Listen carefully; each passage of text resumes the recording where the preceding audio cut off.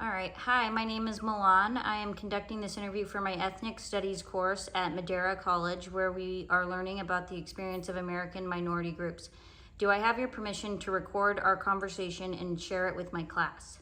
Yes, Okay. you do. So we'll get started. Please tell me about your family's immigration to the United States. Okay, from what I remember, I think we're third generation. I'm third generation, and my mom and my grandmother were both born in California, but I believe my grandmother's parents came from um, Mexico somewhere, maybe Sonora or in that area. Nice. And what about your dad's? Now my dad's family he was first generation, and his family came from Warsaw, Poland, and they lived in New Jersey. And how did you and your family finally settle in the Central Valley? Well, uh, for my grandmother's mother, when I think she moved to Sonora, and they were farm workers at the time. Following the crops and stuff. And they lived in Mariposa at one time, and another time in Sonora. And then my grandmother wound up coming to Madera and probably working farm labor.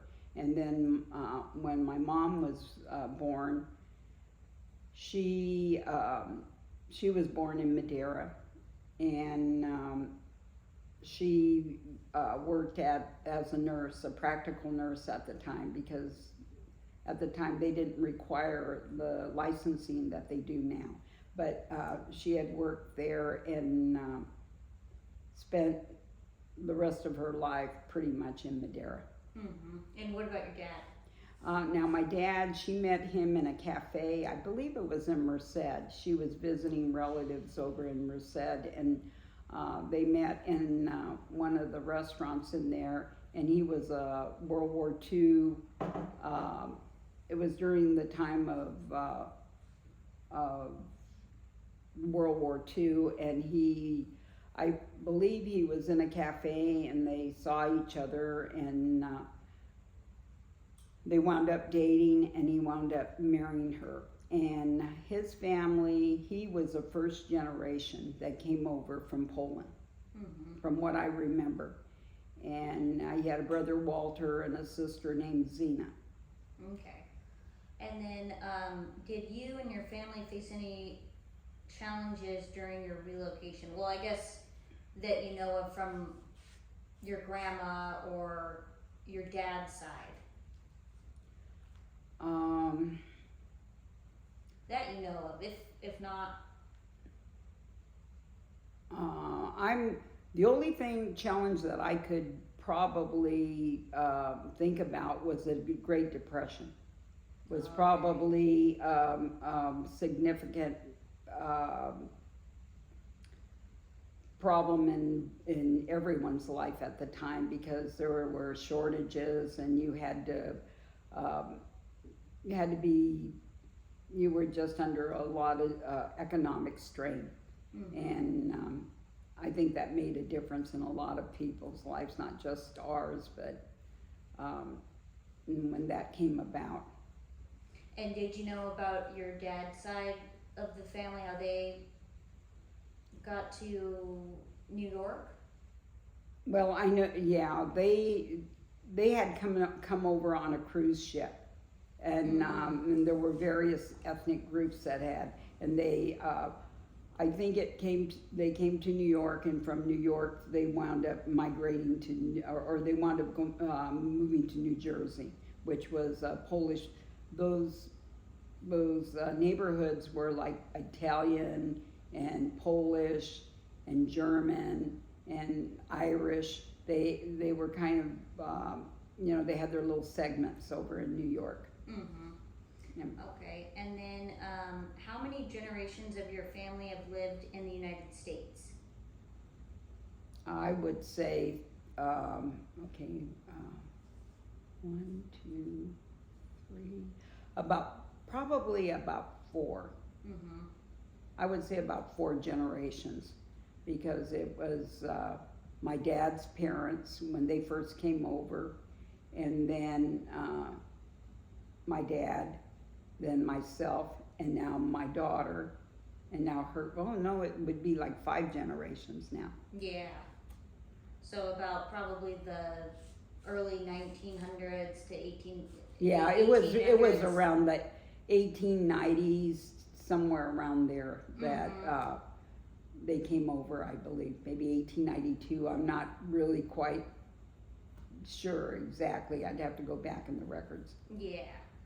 Okay, so this next segment is about socioeconomic status. What is your highest level of education? Mine is 4-year Fresno State University Okay. education. You know, I have a 4-year degree. Okay. And what was the highest level of education obtained by your parents? Okay, for my mom, in the beginning, she only had 8th grade education, but she went back in her 30s and graduated valedictorian of her night class, and was went on and got 2 years of Fresno City College education Nice. later in life. And then your dad, do you know? My dad, I'm not really sure, because our dad was not, my mom and dad divorced after, I think when I was 5 years old, he was gone from our life. Okay. And what was your current, or what was your job when My- you were employed? Okay, when, my last. Before retirement.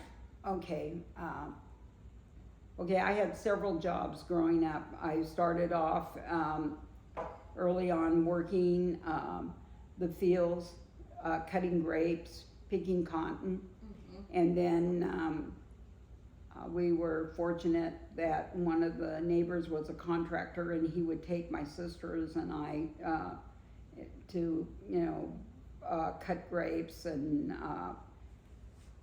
then from there, when I was in school, I got a job. Many of the times I got jobs babysitting, and then I went to work at a restaurant for a while, and it was kind of a In-N-Out burger kind of place where we would prepare food. And then from there, I went to work as, I think I went to work as a job counselor for the Economic Opportunities Commission. And well, when I graduated from high school. And I spent a year with that job, and then I went full-time to City College, and then I transferred to Fresno State, where I majored in education. Basically, I wanted to be a teacher, and that's what I became. Nice. And how long did you do that for? I worked teaching for almost 33 years. Wow. And I started off mainly with migrant education, where first I worked as a tutor, and then when I got my degree, I went on as a teacher, migrant resource teacher for Fresno County Schools. And from there, I wound up subbing for Fresno Unified for a year, and then I went on and became a teacher in a 5th grade classroom at Vinland Elementary. Nice. And what was the job of your parents? My dad was a butcher, and he worked at a restaurant where he, he helped prepare meals in the back and just cut up meat, and that was kind of his profession. He was considered a butcher.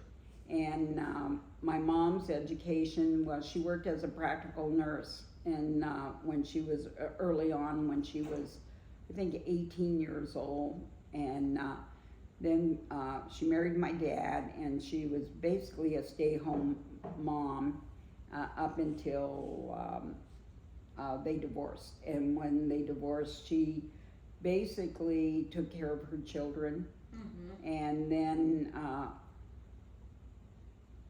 subsequently, when we started going to high school, she went back to school at night school and graduated valedictorian of her night class.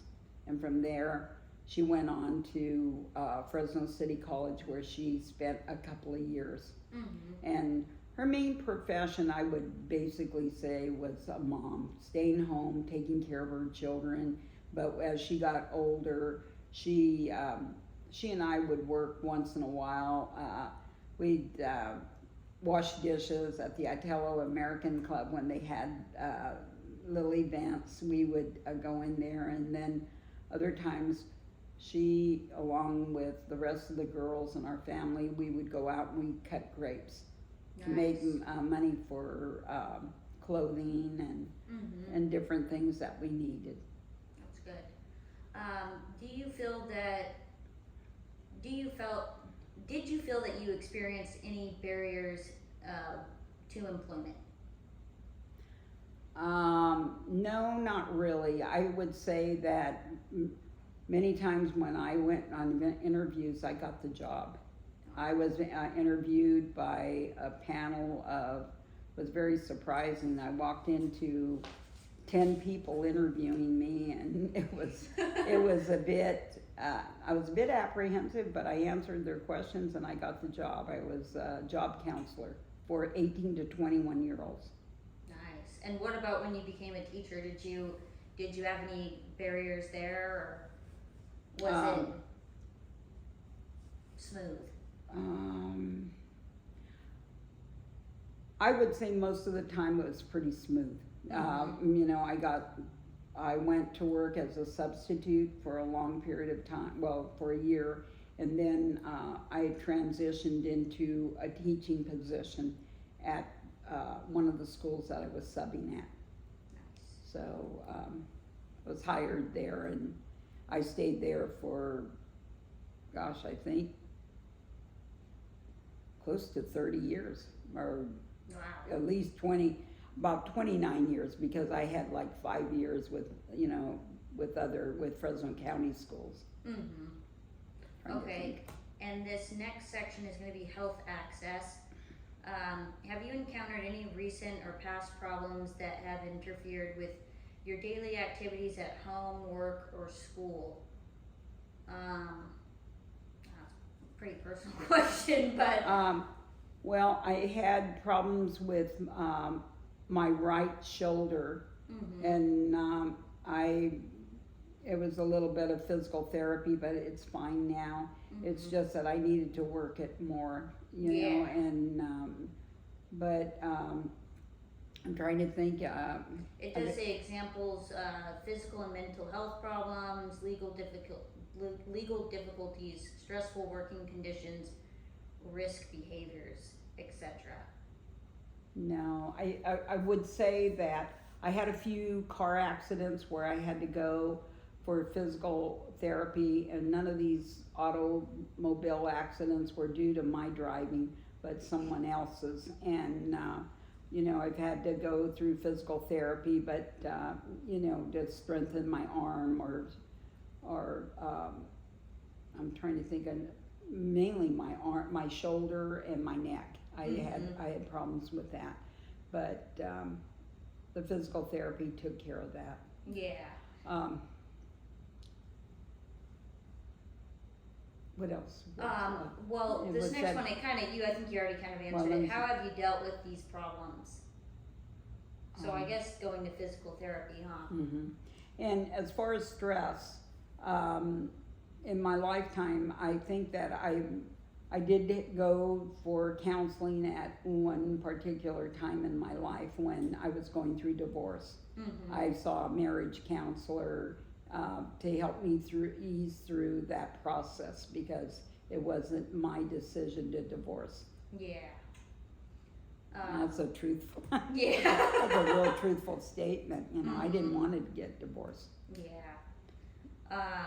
Okay, so do you have access to regular medical care? Yes, I have some of the best insurance possible. That's great. Aetna, and the other one is, I think, Blue Cross, and I have also Medicare. Okay. And then, do you have any, or do you use any cultural, traditional medical care?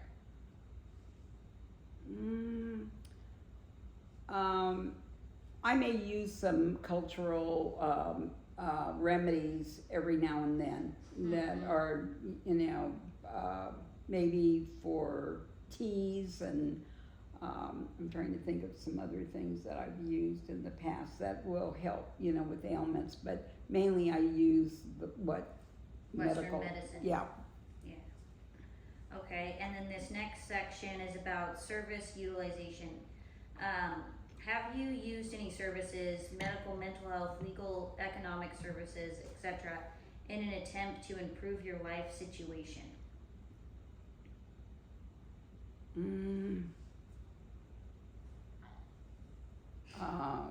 I'm trying to think. The only time I used any kind of medical was when I had accidents, and I had to go for physical therapy, and I also went, I think during my divorce, I went to see somebody, counseling, because that was difficult. Yeah. I did do that. I remember I talked to somebody. Mm-hmm. And then, if yes, why did you choose these particular services? Well, mainly to ease my fears. Yeah. You know, I think at the time, helped me figure out problem solving, you know, trying to make my life better. Because I did. I went to counseling during that time. That was a difficult time for me when you don't want the divorce. Yeah. And then, would you consider psychological or mental health services, why or not? I guess you kind of answered that. I've used it, of counseling. I never felt that counseling is a bad thing. I think it can help anyone. Yeah. You know, yeah, I thought it's something that's available and something you can use as a resource. It shouldn't be looked on as a bad thing. Yeah, I agree. Okay, and then this next section is cultural capital. Why do you consider, or what do you consider your primary language? Did you have any difficulty learning to read or write the English language? My main language was English, although my second language was Spanish because it was spoken in the home. Second of all, I took a class in Hmong for communication, and that helped me with my, gave me an opportunity to speak to my parents in their language, their greetings, and just a better understanding of the culture. Yeah. And how would you describe the neighborhood where you grew up? Well, it was a mixed neighborhood.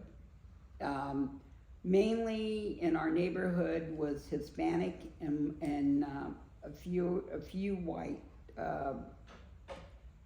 and we had African Americans, but they mainly lived on the surrounding area.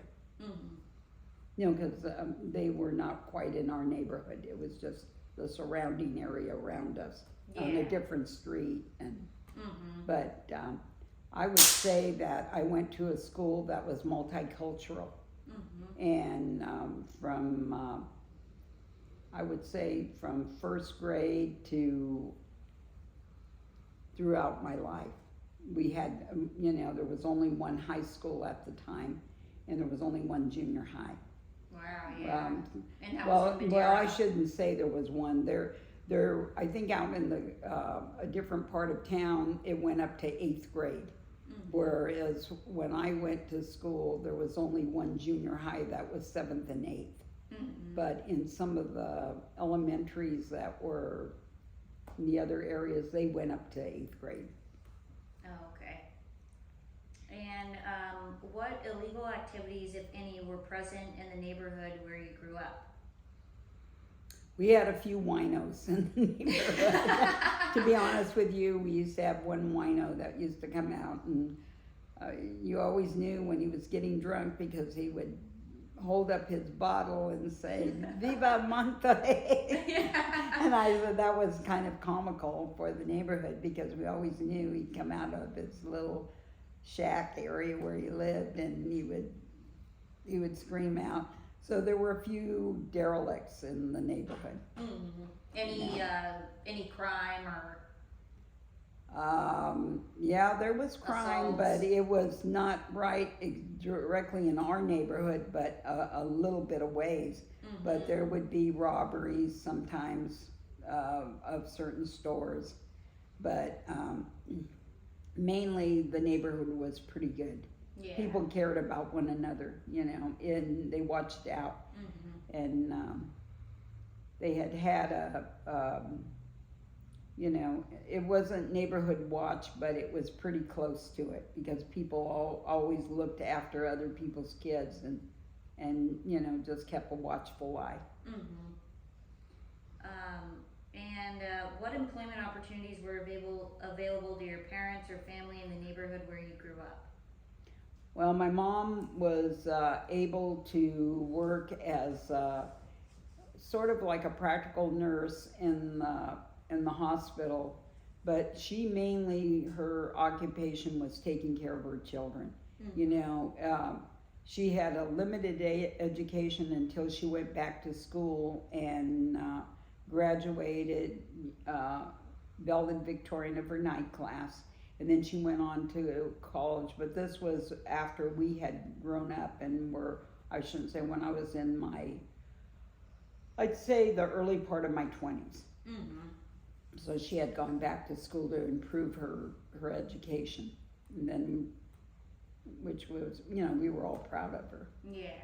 And then, do you have any immediate family members who are doctors, lawyers, or other professionals? Let me see. Well, they're talking about relatives that are.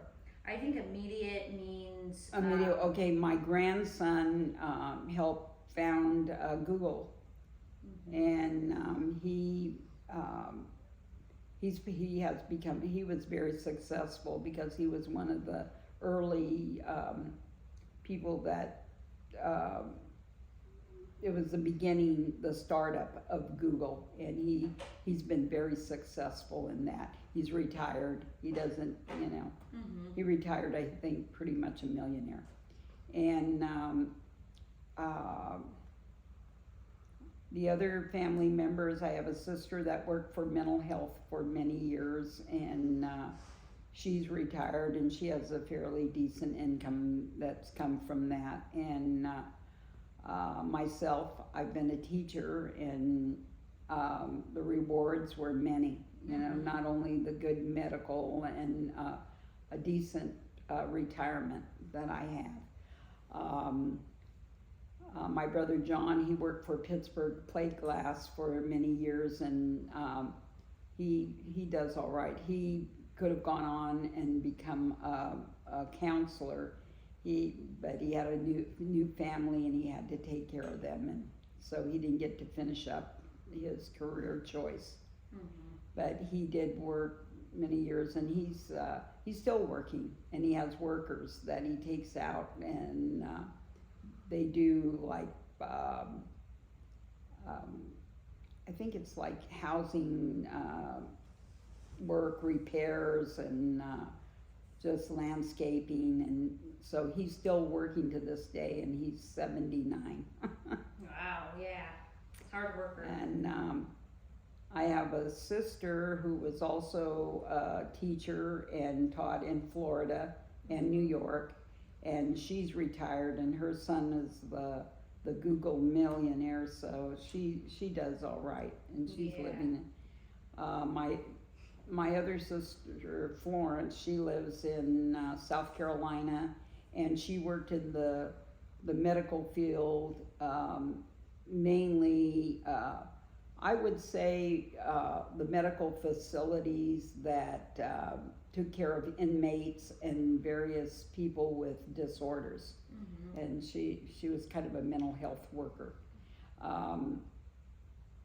My sister Joanne, she died early on in her life, and her career, I don't think she was a housewife. I think she had some college, but I think she was basically a housewife, and she passed away at an early age.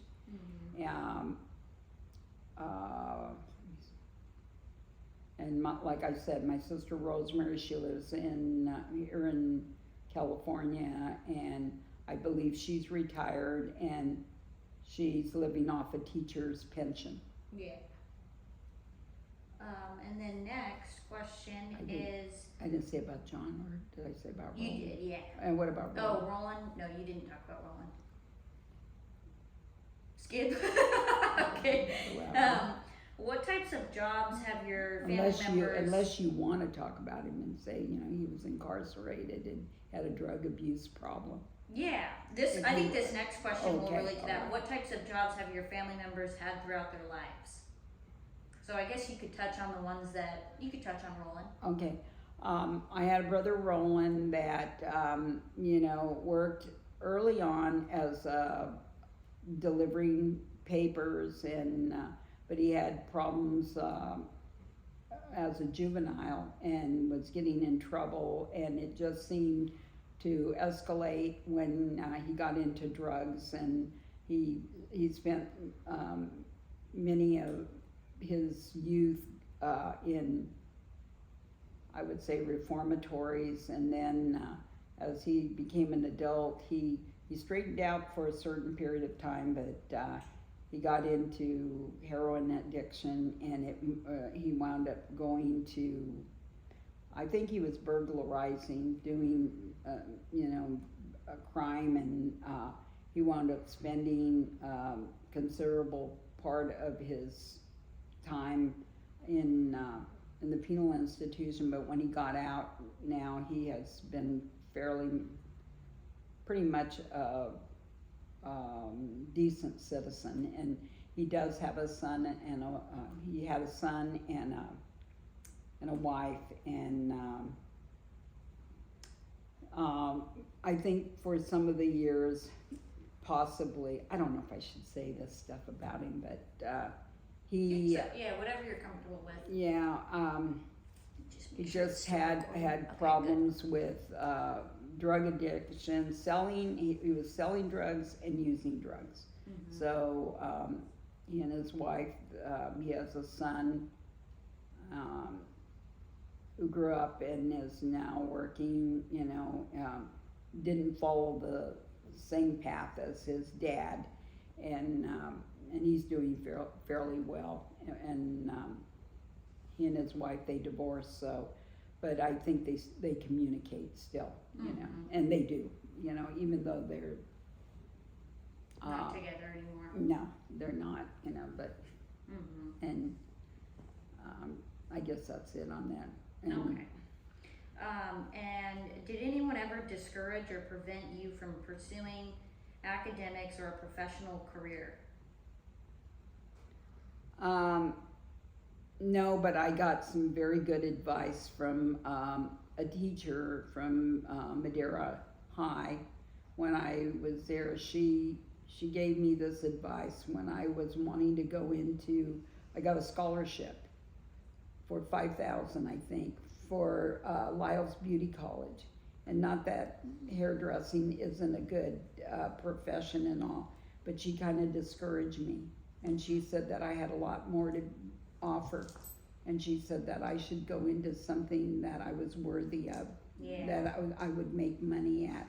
and she kind of discouraged me on going into the hairdressing by telling me you're going to deal with prostitutes with sticky hair. And after she had pointed out all of the negatives, I decided I didn't want to go into that. And I was and I'm thankful to her because she led me in a better direction for myself. Yeah. Oh, it is good advice. And do you consider school easy, or did you consider school easy or difficult for you? Some parts of my education were difficult, and others was a breeze. Mm-hmm. I loved my art classes, and I loved I loved music. I liked business, but there was things like history that were kind of difficult at the time.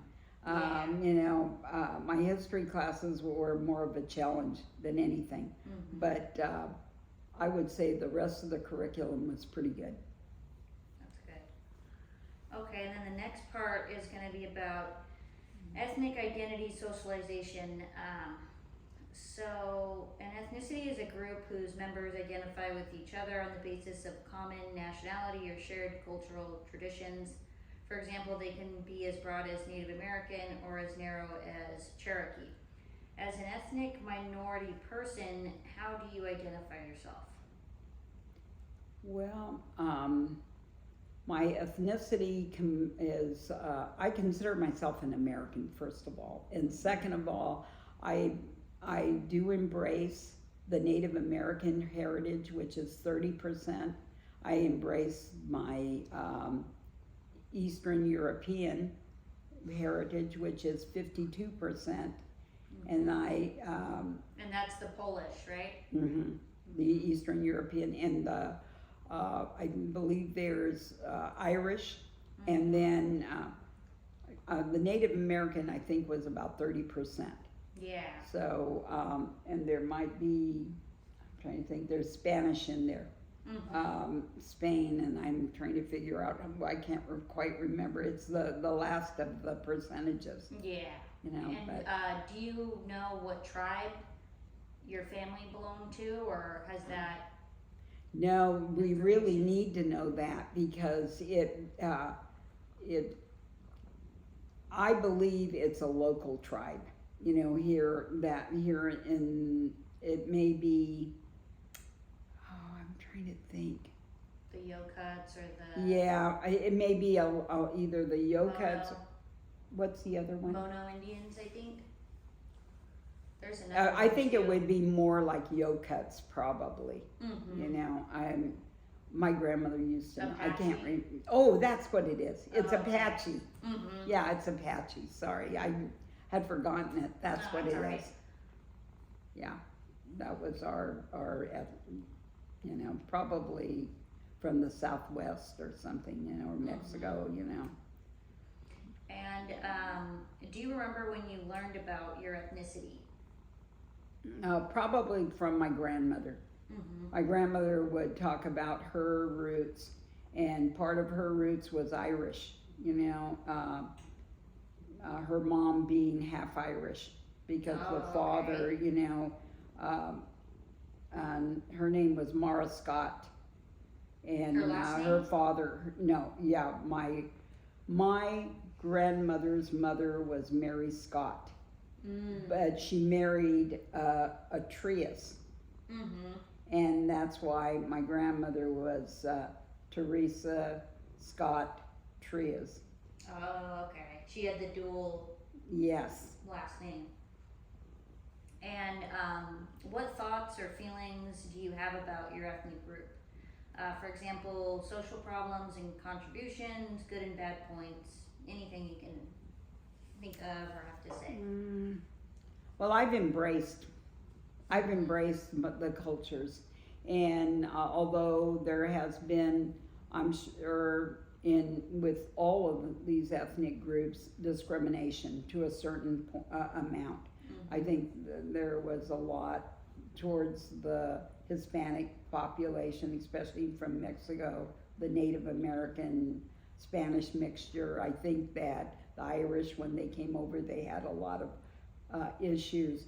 So I think that as a country, we've come together over the years. Yeah. I don't think it's always been easy, and I think there was probably fighting, between ethnic groups, but I think overall the United States has been a real melting pot for the world. Well, I'm gonna use the restroom really quick. I'm gonna keep it recording though. I just gotta go real bad.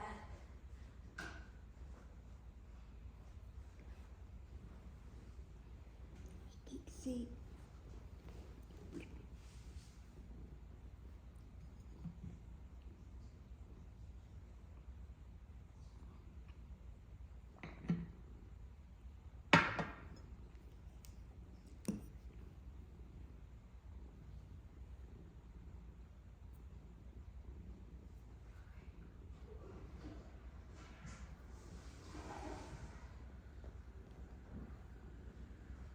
Thanks.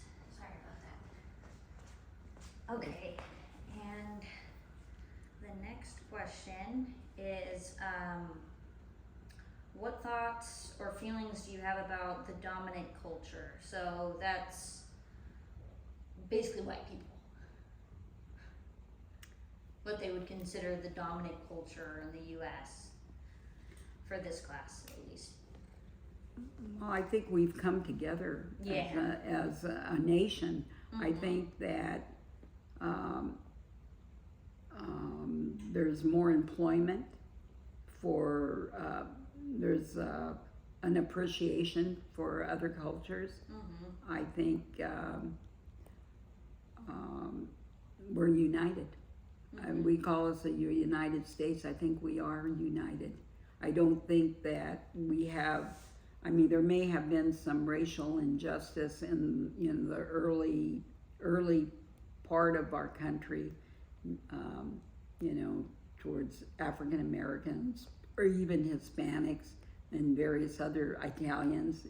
There's always been some racial strife, but I think overall, over the years, we, maybe due to better communication, media, I think schools that are not segregated, but mixed ethnicities, we've come together as a country. That's all what I can think of, you know. And what thoughts or feelings do you have about other ethnic minority groups? I have an appreciation, especially since I've learned the Hmong language and I've eaten their food. I've embraced it. I've embraced other cultures. I think everyone has something to offer. And okay, so this next section is about experiences with racism and discrimination. Have you had any personal experiences with racism? Only once, really. When a neighbor hurled insult at me and didn't really know my ethnicity. Yeah. She called me a spick. A spick is a derogatory name for a Hispanic, and what she didn't realize is the other cultures that I had. Yeah. She just was ignorant. She was a neighbor. Yeah. I considered her kind of like white trash. Yeah. She just, and she may not have been that. She may have had other, she was just giving me a bad time. Yeah. That's the only that I had that I can say that was discriminatory outwardly. Yeah. Where somebody called me a name. Yeah. And next, has discrimination ever interfered with your life? Examples with your work or school performance, relationships, etc. No, I would say no. We were all good looking. Some pretty privileged. Yeah. No, I would say the mixing of the cultures made, We didn't have any problem like that. We got along with everybody Yeah. pretty much. And next is, how do you deal with racism and discrimination? I don't tolerate it. Mm-hmm. Honestly, I don't like it, and if I'll address it. Yeah. If I see something like that, I will address it. Mm-hmm. And, It's not you gotta give everybody an opportunity in life to succeed and be happy. You don't need to be hurling insults at people. yeah. You know, and I grew up around a mixed neighborhood, so I didn't have those, racial. Our neighborhood wasn't segregated; it was integrated. Mm-hmm. So I mean, we had friends of all groups and played with everybody and grew up. And do you or have you had a close relationship with someone from another ethnic or cultural group? Yes. I've gone to Hmong celebrations in the past. Hispanic, which, fiestas. I've gone to, I'm trying to think. I went to some Hmong celebrations, and I went to, I've been to a lot of weddings and different things like that. Mm-hmm. And next, did your relationship or friendship help you learn more about their culture? I would say so, because my neighbor Terry, they were Hispanic. The father would take us out cutting grapes, and they were fair complected, Hispanics, and they, he was like a contractor and helped us out. He's like a dad, actually. Yeah. Terry's dad, he really helped us. We had no car, we had nothing. Mm-hmm. And I would consider our status growing up poor. Yeah. We were, weren't middle class. We got a better, once we were educated and we were in our jobs, then our status moved up to probably middle class. Yeah. And now I could say that I'm probably upper middle class with the way I live. I'm not rich, but I'm comfortable. Yeah. And next is going to be ethnic group specific questions. So, using the chapter that relates to ethnicity of your interviewee, develop 2 to 3 questions you can ask to find out more about their experience as a member of that group. So, mainly in our neighborhood, there were a lot of Hispanics. So, Gutierrez's, the Diaz's, the, many of the families in our neighborhood were of Hispanic descent. And I would say that we got along well, even though we were Polish and Native American, we got along with everybody there. It was a good feeling. Our neighbors, we were over their houses, they were at ours. Sometimes we stayed over there, overnight, at sleepovers, and then, that wasn't a whole lot, but it was some, because they had families that slept on the floor sometimes, That was Gary's family, but they're all doing really well. They're all into their own professions and stuff, doing well, and businesses, So being in a neighborhood like we grew up in, it's a lot of the people are successful. We were in that type of community, that there were a lot of successes that came out of that neighborhood. That's pretty good. And so did you, as a Polish Native American, did you guys have any traditions? Or I think that our dad, he introduced food like pierogies and We ate a lot of sauerkraut on my dad's side, and then on my mother's side, we ate enchiladas. And our enchiladas probably were different from they were probably more like my mom made tortillas and made the sauce, and they were a little bit different than the corn tortillas.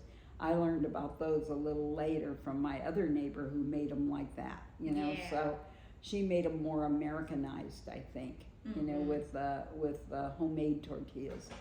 Nice. They weren't corn tortillas; they were regular flour tortillas. Yeah. She would make them like that.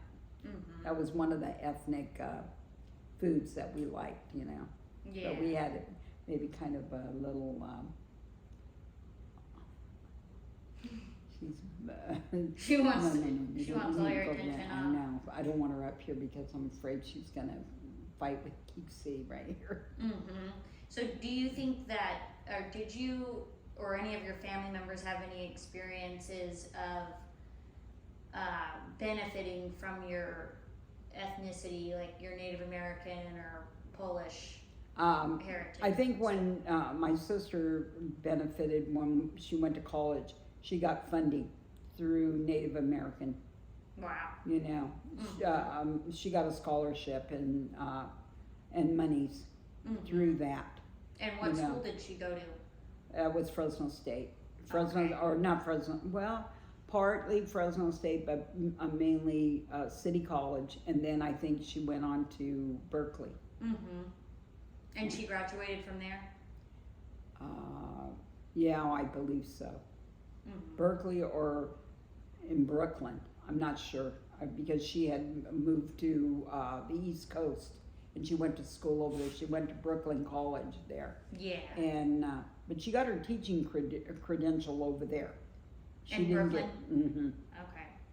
But she had gone to Berkeley when she was doing. I don't think it was her upper division. It might have been her lower division classes. I can't remember. Mm-hmm. But part of her, Rosemary was, she did go to Berkeley for a while, and then she went on to New York, and then went to Brooklyn. Oh, okay. And do you belong or participate in any social or other group that is specifically for members of your ethnic group? Example, social club, sports league, religious group, student club, online group, anything that you can, and if not... I'm trying to think some of the things that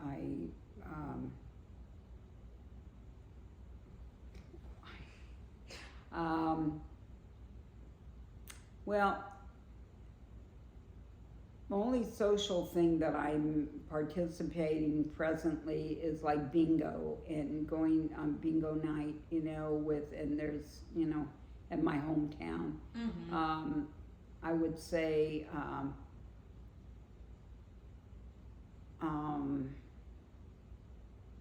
else do I belong to? Anything else? If not, that's okay too. Yeah, because there's a CTA.